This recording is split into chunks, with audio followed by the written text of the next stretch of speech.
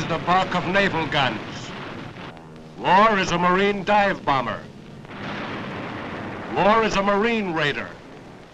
Ask the Marine about war. He'll tell you it means attack. Attack by the paramarine. Effective, deadly. Attack by tank. Swift, decisive. Attack, attack, attack. That's the credo of the fighting Marine. But today, war is a complicated business. It takes more than a paramarine, a raider, a tank, a motor squad to win a battle. It takes more than planes, more than sharpshooters, more than spirit and guts. Somewhere between the battlefront and the home front, a tremendous machine of administration is in operation 24 hours a day. The Herculean task of providing proper transportation for troops, of making out reports, of classifying and transferring the thousands of new Marines. The success of a battle 7,000 miles away depends on these people who sort and file away and punch out millions of paper bullets every day. The job of keeping a war machine running efficiently requires the services of thousands of Marines. So vital is this job at home that thousands of fighting men, despite their intensive and valuable training, may never smell the tang of battle. Something had to be done about it. Something had to be done about wasting this highly capable warrior. Bataan and Corregidor had become legends. Wake Island had been branded into history with an indelible iron. A Marine writes his dear sirs with a howling machine gun, and they're addressed to Japs and Nazis. No question. Something had to be done about it. And something was done about it. No one doubted the essentiality of the work at home. At the same time, no one could doubt that a Marine who wasn't fighting was a wasted Marine. The solution to the riddle was a bombshell, the birth of the Marine Corps Women's Reserve. Born February 13th, 1943, of necessity, the women Marines mushroomed into a sizable force of eager, full-fledged reserves who were ready to step into the breach. In July, Camp Lejeune at New River, North Carolina, became the official training headquarters for women Marines. From the plains, the mountains, the cities, have poured a constant stream of women. From Compton, California, from Pawnee City, Nebraska, from Marysville, Missouri, from Gloucester, Massachusetts, they've come to do a job. We're from Texas, too. Rode on the train 4 days before we pulled up at Camp Lejeune. And mind you, 3 of those traveling days were not in Texas. The Marine Corps band was there to meet us at the station, and that was nice. There were also a couple of women sergeants to meet us, and that was, well, that was nice, too. Somebody said the colonel was there, and I was just beginning to wonder, and then I saw him. That's his dog, the Scotty. Eyes front. I could tell from that first day I was going to like the Marine Corps. One thing a Marine learns right away is how to stand in line. There was a Marine driving the bus, and I thought, one of these days I'll be driving this bus, and he can send back postcards from Tokyo, and I'll give him my address before he leaves. After we got squared away, which means to set up housekeeping in the barracks, we met the chaplain. You know, some of us had never been away from home before, and, well, just knowing there was someone you could have a man-to-man talk with, no matter what your religion was, well, it felt like home, that's all. Some people think a woman consists of a pair of silk stockings and a smile, but not the Marine Corps. They look through you with one of those x-rays, and they want to know if you're all there.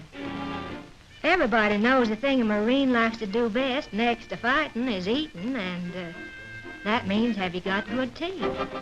They don't exactly care about the color of your eyes. They want to know, can you see with them? When I left home, Mom said to look up a doctor if I felt even the least little bit sick. Well, Mom can stop worrying. Here, the doctor looks you up. By the time you're fingerprinted, and you've looked at the birdie, well, you don't have to show it to anybody. at last, after you've begun to think that time will never really come, it's there. The uniform. Oh, golly, I never thought I'd want to wear the same thing as any other girl, but, well, I almost bawled when I put on my first suit of GIs. All the enlisted girls are given $200 allowance for clothing, and that means 2 winter service uniforms, hats, shoes, summer outfits, purses, a wool-lined raincoat that'd cost one of you civilians $41. Then there's a lot of theses and thoses and thingamajigs, you know. Drop around sometime and I'll let you romp through my locker. The women Marines take a great pride in their appearance, and we have our uniforms tailored to fit us, which is a little different from the men who have to tailor themselves to fit the uniform. Some girls never had any special training, but the Marine Corps has a way of finding out what you can do best. And that's where 2 years of high school or business school come in handy. They want to know not only how much you know and how fast you can think of it, but also how fast you can learn it.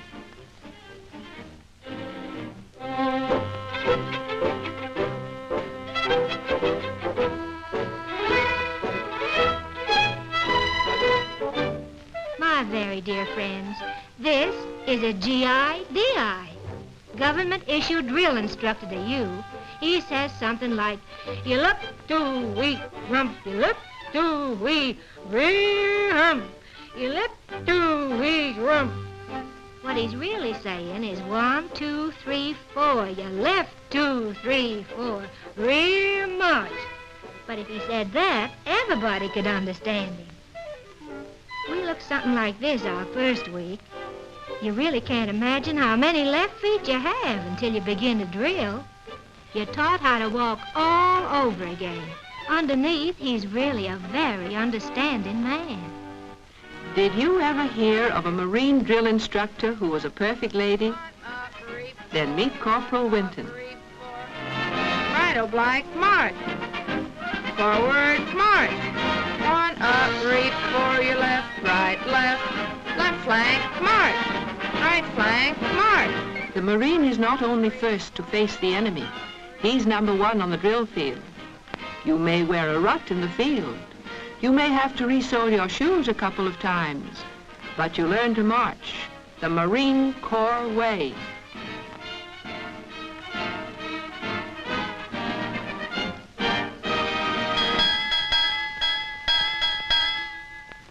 However, it's not all thunder and double time in boot camp. There are times when you get a chance to become acquainted with your mates. You smoke a cigarette, listen to the other girls talk. Maybe you tell them about the boyfriend in the Solomon Islands. You answer the best gift the folks back home can give you, a letter. You find out that Pa is getting ready for the spring planting. Ma's got a blue star up in the window for you. Your kid brother is going to graduate from grammar school. It's a piece of home. It's not only permitted, it's encouraged. After all, a girl has to keep up her morale. Make sure the fingernail polish matches the hat cord in color, though. Then suddenly one day, it's there. The last inspection of your boot life. The colonel and captain and lieutenants are there. Everything's got to be shipshape. Shoes like a mirror. Locker box neat and orderly, and your Adam's apple under control. You suddenly realize that women in uniform have a great responsibility. You're in the spotlight. You're not Susie or Mary or Jane anymore. You're a Marine. Then, it's all over. That is, all except for one thing.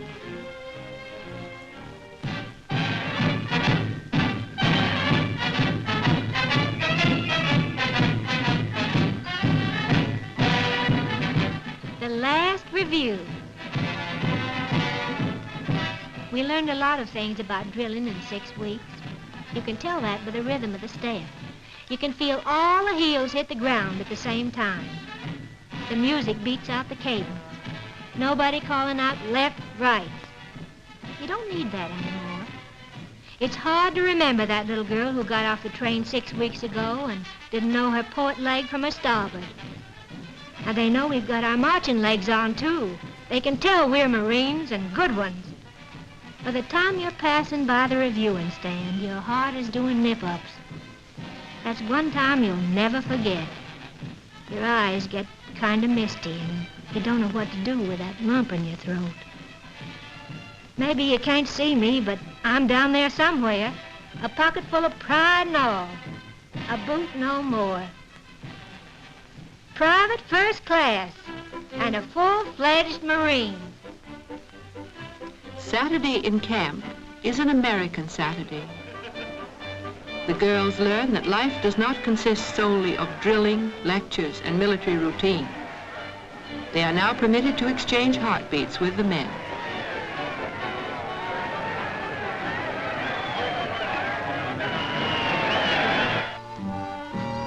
The recreation hall is a stomping ground where the only face movements are done cheek to cheek and no sergeants to call cadence.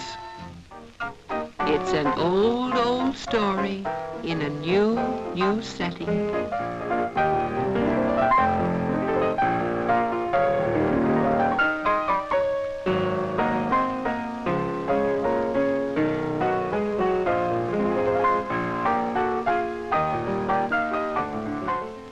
Thorough as is the recruit training, so too are the media for recreation.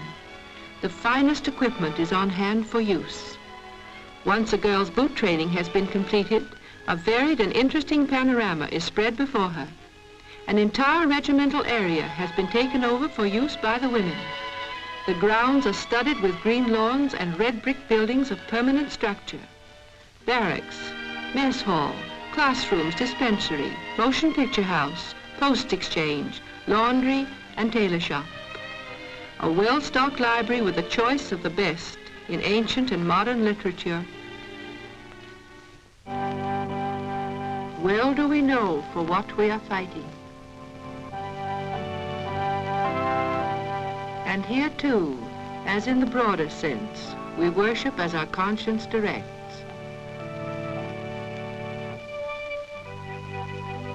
Regardless of creed, or color, or sex. Far from home, alone, the woman Marine finds extended to her the friendly quietude of church services. A fervent prayer for those who have died, for those who shall live, for our cause, and the part we must play in it.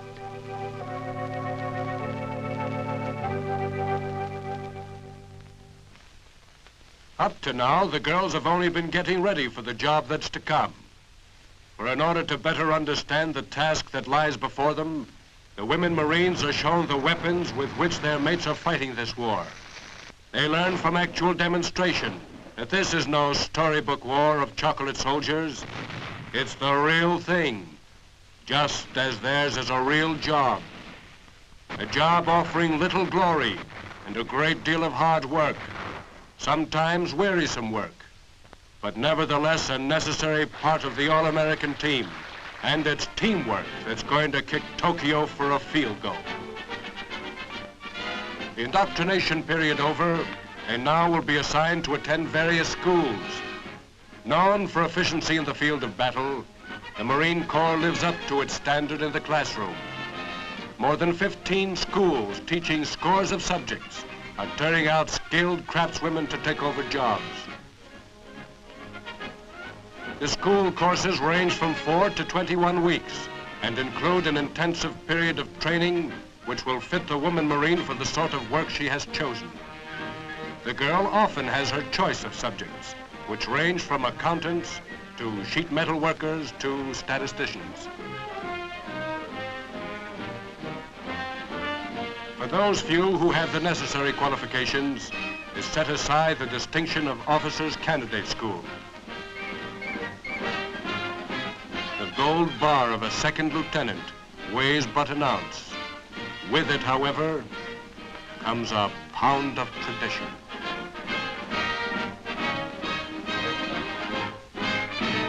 This is the highlight in a candidate's life. Those women who in civil life held down specialized positions will be placed in jobs immediately. Camp Lejeune boasts of the only post office in the country run completely by women. Experienced telephone operators are at a premium. Combat Signal Battalion Marines are needed at the battlefront, where their work is one of the most important cogs in the successful completion of a war task. The business of making words move across the face of the continent is waiting for those who have had training or can adapt themselves to this sort of work. Marines formerly buttoned down to jobs such as these have already been relieved in great numbers. Their postmark today is somewhere in the South Pacific. The fruits from that idea, born in February of 1943, begin to ripen. Women who have freed a Marine to fight have given a gift to the battle for freedom which cannot be counted in thanks or dollars. More than 11,000 men died on Armistice Day in 1918. If by lending their efforts, the women of America can end this war one day sooner, thousands of homes will welcome back men who might not otherwise return. There are scores of jobs in the Marine Corps for women, jobs which will permit our fighting man to get their firstest with the mostest. Jobs that require special skill, and jobs that require merely a native intelligence. With an eye not only to the war's end, but to a world in which women will move into new fields, many Marines are receiving a background with which they can carve a place in the America of tomorrow. For more than half the members of the Women's Reserve will be placed in aviation units. Before this war, a mere dozen or so women had made names for themselves in the field of aviation. A Marine record in aviation will mean a passport to the industry of tomorrow. Her husband is in Army aviation. They'll talk the same language when it's farewell to arms. Some women, subjected to the war of nerves on the home front, the days and nights of tenseness without action, have found an outlet in the Marine Corps through active duty.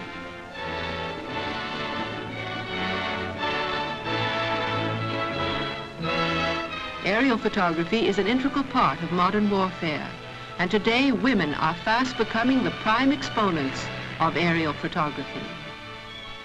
As each woman Marine steps into a job behind the battle lines, she presents the Allied cause with the best trained, fightingest man in the world. These are the women of America who have picked up the gauntlet. Knowing full well that women have a stake in the world of tomorrow, the Lady Marines are lending a hand in the struggle of today. They've joined the service, and service means work. They go where they're sent and perform the job assigned to them, smartly, efficiently. There's no glamour to the job, but the reward that comes with the knowledge of a vital, all-important task well done. For them, calico and lace has been replaced by the proudest green in existence, the official uniform of the Marine Corps Women's Reserve. This is our country, yours and mine. This is our war, and the victory too shall be ours. Here is your new fashion for victory, our women Marines.